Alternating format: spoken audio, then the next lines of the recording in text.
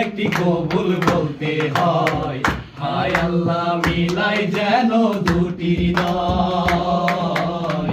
হায় আল্লাহ মিলাই যেন দুটি নয়, হৃদয়ের বন্ধন